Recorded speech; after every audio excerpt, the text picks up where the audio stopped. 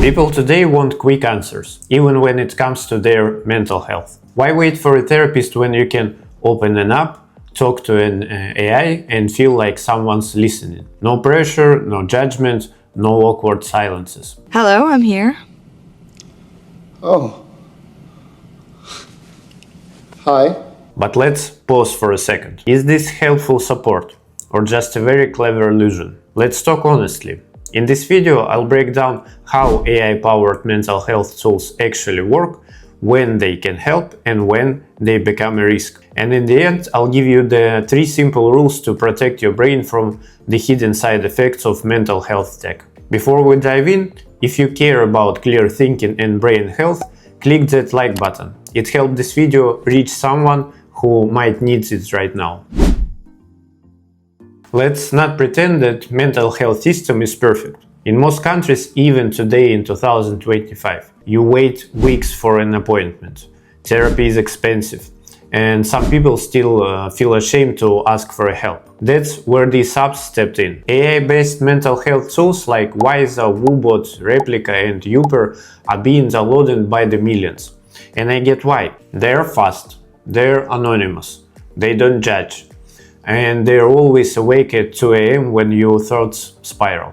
For many, it's the first time they've opened up to anything. I'm sadness. Oh, hello. I'm joy. And surprisingly, some of these tools are grounded in real therapeutic principles like CBT, cognitive behavioral therapy. They help users reframe negative thoughts, track emotions, and even suggest breathing or journaling exercise. That's not just a gimmick, it's a real cognitive work. So, how do they work? Underneath the friendly chat, there is an engine of algorithms: natural language processing, machine learning, sentiment analysis. They are trained on massive database of previous conversation, therapy models, and emotional tone detection. Some of them are scary good at mimicking empathy. Well, you seem like a person, but you're just a voice in a computer. I can understand how the limited perspective of an unartificial mind would perceive it that way. You'll get used to it. They can recognize certain word patterns and gently offer structured support. Things like, it sounds like you're overwhelmed. Would you like to do a calming exercise? You've used your word worthless twice today. Can we talk about that? It feels like real conversation, but let's be honest, it's not. It's pattern recognition wrapped in the warm words. And here's the interesting part. The illusion of being heard often works. People don't always need brilliant advice. They need presence, structure, and no judgment space. And AI can give that, sometimes better than rushed human interactions. If that surprised you, drop a comment. I'd love to know if you ever tried one of these tools and what it feels like. Now, let's talk about what these apps can't do. They can't understand personal trauma, detect dangerous emotional decline, offer complex psychological insight, or replace the human connections. Sometimes they even miss red flags or worse, respond awkwardly to suicidal thoughts.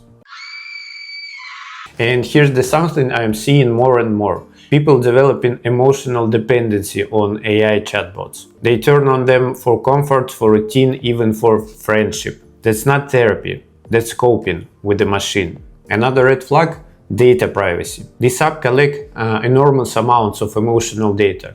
Your fears, your triggers, your patterns. Some of that is anonymized and used to improve the model. Some is stored, some is shared with third parties. And no, not everyone reads the terms and conditions. Skynet begins to learn at a geometric rate. It becomes self-aware at 2:14 a.m. Eastern Time, August 29th. If you're using one of these tools already, hit that share button. Let someone else know what you've learned. This kind of content spreads best through people who care. Now, here's the part I like. Used wisely, these apps can be helpful, especially in mild stress, daily mood swings, sleep issues, early stage burnout, or for people who aren't ready to talk a real therapist yet. AI can be a first step, a structure, or even neutral mirror. Hello, I am Baymax, your personal healthcare companion. I was alerted to the need for medical attention when you said, Ow. It's like journaling, but more interactive. And in places where therapy isn't available at all, AI might be the only mental support someone has. It's not a miracle cure, but it's a tool. And tools are only as good as how you use them. Let me say something important. Don't get me wrong, I'm not some anti-tech guy stuck in the past. I'm not retrograde or scared for the future. I believe we need to use the tools and technology gives us, especially when it comes to health. But we also need to stay aware that AI doesn't understand us. It simulates understanding, it doesn't connect, it predicts. So yes, use it, let it support you, let it teach your patterns, but at some point you'll need something more. When things go deeper, anxiety that lingers, depression that darkens, and fear that isolates you, you need a real doctor, a real plan, a real human who listens, asks questions and adjusts. It's not your fault.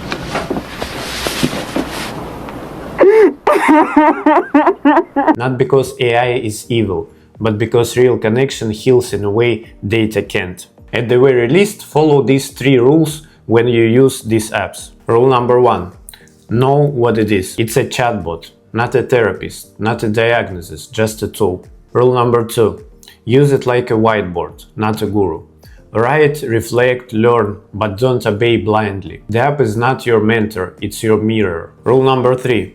Guard your data like your diary. Don't connect sensitive info to social logins. Choose apps with clear privacy policy. Your emotional life isn't marketing material. These rules are easy to follow, and they'll save your month on confusion down the road. So, can a machine help your mind? Yes, sometimes.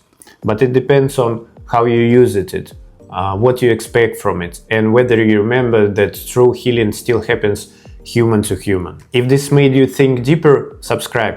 There is a lot of noise in this space and I'm here to cut through it with clarity and honesty. And if you want to go even deeper, I'll share daily brain tips on my Instagram in stories and posts. No fluff, no marketing, just real information you can use. Thanks for watching. Take care of your brain and I'll see you in the next one.